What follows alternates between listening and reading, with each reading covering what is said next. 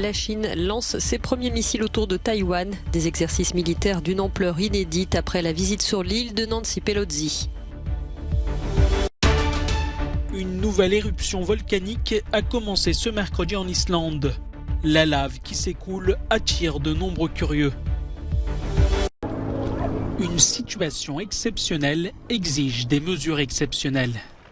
Victime d'une sécheresse d'une grande ampleur, la ville de Gérardmer est désormais contrainte de puiser l'eau de son célèbre lac pour faire face à la pénurie d'eau.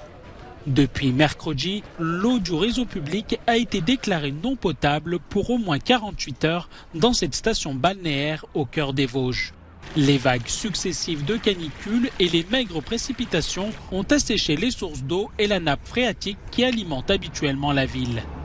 On a deux réseaux sur Gérardmer. On a un réseau issu d'une nappe phréatique situé à Ramberchamp et tout un réseau de sources sur les hauts de Gérardmer. Ces deux réseaux sont aujourd'hui au plus bas, voire même à des niveaux comme la nappe phréatique insuffisants pour qu'on puisse pomper dedans d'ici quelques jours.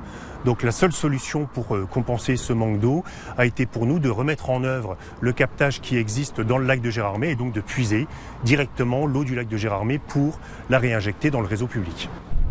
Mais la municipalité ne cache pas son inquiétude. Le maire est convaincu que ces épisodes sont amenés à se reproduire fréquemment dans cette petite ville qui triple sa population l'été, passant de 8 000 à plus de 25 000 habitants. Des touristes chinois ont assisté au début des manœuvres militaires de la Chine dans le détroit de Taïwan. De multiples tirs de missiles balistiques ont eu lieu dans les eaux entourant l'île. Taïwan a condamné des actions irrationnelles qui minent la paix régionale. Ces manœuvres de l'armée chinoise sont d'une ampleur inédite. Elles répondent à la visite de Nancy Pelosi à Taipei. Réunie à Phnom Penh, l'ASEAN, l'association des nations du Sud-Est asiatique, a fait part de sa préoccupation. Le chef de la diplomatie européenne, Josep Borrell, a évoqué le sujet avec son homologue américain Antony Blinken. Il a dénoncé les manœuvres agressives de la Chine et appelé l'ASEAN à réagir. Ce partenariat est important pour les événements dans la région Indo-Pacifique. Face à la situation dans cette zone, notamment concernant la Chine, il y a des nouvelles et nous devons l'évoquer, a-t-il dit. Lors de sa visite à Taïwan, la chef des députés américains a martelé que les États-Unis n'abandonneraient pas l'île qui vit sous la menace d'une invasion chinoise. Après Taipei, Nancy Pelosi a poursuivi sa tournée asiatique par une étape en Corée du Sud. À Séoul, elle s'est abstenue de tout commentaire sur le sujet. Que s'est-il passé à la prison d'Olenivka dans la région de Donetsk, dans l'est de l'Ukraine ? Ce jeudi, des responsables des services de renseignement américains ont déclaré à l'agence de presse américaine AP que la Russie cherchait à fabriquer de fausses preuves pour accuser les Ukrainiens d'être responsables de l'attaque. Au moins 50 prisonniers ukrainiens sont morts dans le bombardement du 29 juillet. Depuis, Kiev et Moscou s'accusent mutuellement d'avoir bombardé la prison. Pendant ce temps, plusieurs experts mettent en doute la version russe. Les images de la prison publiées par la Russie ne semblent pas correspondre aux accusations de Moscou. Alors que les roquettes tirées par les HIMARS provoquent de violentes explosions, les murs du bâtiment sont toujours debout. Les images satellites montrent également un seul bâtiment de la prison endommagé. Les bâtiments à côté, bien que très proches, n'ont pas été touchés par l'explosion. De leur côté, les Nations Unies ont annoncé ce mercredi qu'une mission d'enquête serait lancée pour découvrir la vérité sur les explosions.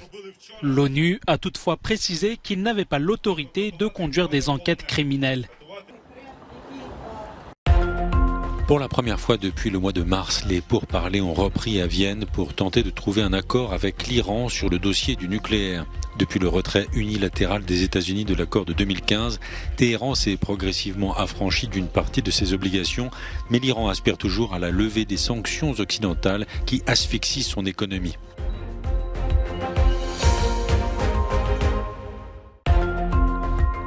2 ans tout juste après l'explosion du port de Beyrouth, une partie des silos à grains s'est effondrée. C'est le 2e accident du genre en 4 jours. L'enquête n'a toujours pas établi comment des centaines de tonnes de nitrate d'ammonium avaient pu être stockées sans précaution dans le port de Beyrouth. L'explosion a fait plus de 200 morts et 6500 blessés.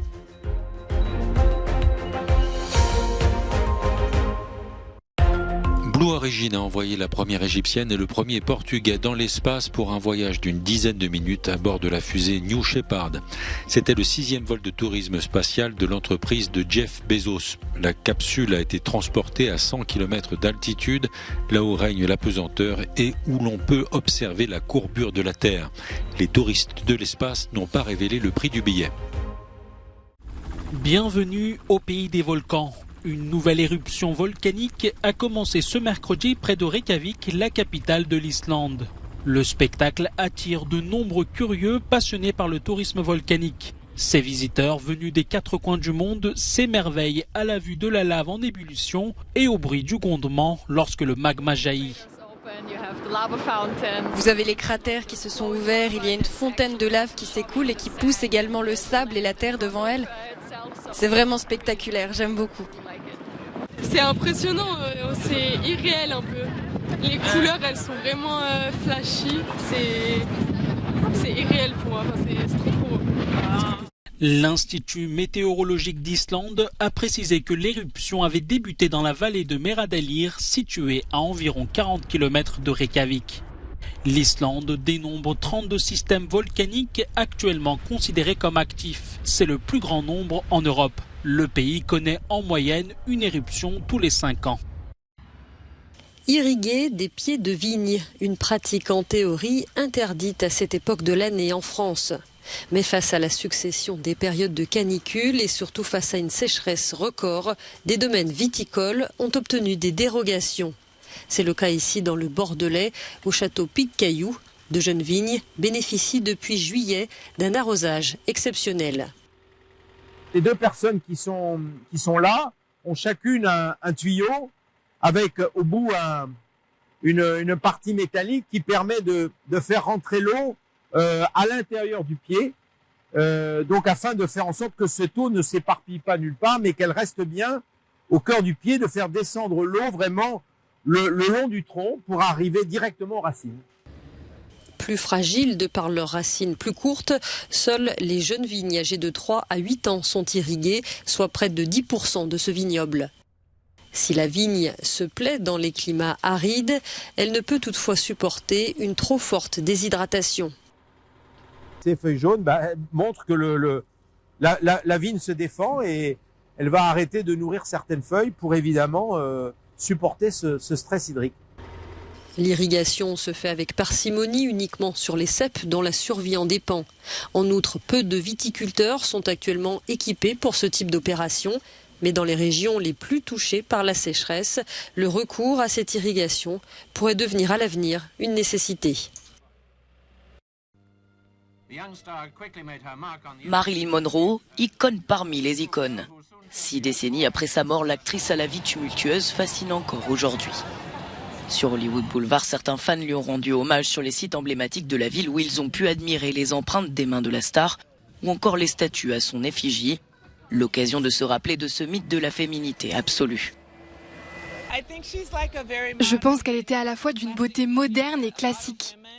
Beaucoup de femmes de toute ethnie considèrent Marilyn Monroe comme un symbole de beauté. Si elle était l'incarnation du fameux star system basé sur l'image des célébrités pour promouvoir les films, ses plus grands admirateurs s'accordent à dire que cela ne reflétait pas la vraie Marilyn Monroe. Le studio a promu l'image d'une blonde idiote. Elle était loin d'être bête. Elle était incroyablement vive d'esprit et intelligente, généreuse, aimante, une personne très attentionnée. Actrice, mannequin et chanteuse, sa carrière à elle seule métaphorise une partie de l'âge d'or d'Hollywood. Elle devient donc l'une des personnes les plus célèbres de son époque. Raison pour laquelle elle arpente la Corée du Sud pendant 4 jours en 1954 pour chanter et réconforter les soldats américains. Un voyage qui n'a pas été du goût de son mari Jody Maitcho, d'une jalousie extrême. Ils divorcent 9 mois plus tard. Elle épouse ensuite le scénariste Arthur Miller, mais la plupart de ses relations amoureuses n'ont pas duré. Sa vie privée passionne la foule et la presse à scandale, et sa célébrité tient donc dans le paradoxe d'une vie à la fois constamment exposée au grand public, mais teintée de mystère. Avec ses multiples épisodes dépressifs et sa personnalité réputée instable, elle meurt à la suite d'une ingestion de barbiturique le 4 août 1962, à seulement 36 ans. Un suicide probable selon la police, mais 60 ans plus tard, les circonstances de sa disparition restent encore un mystère.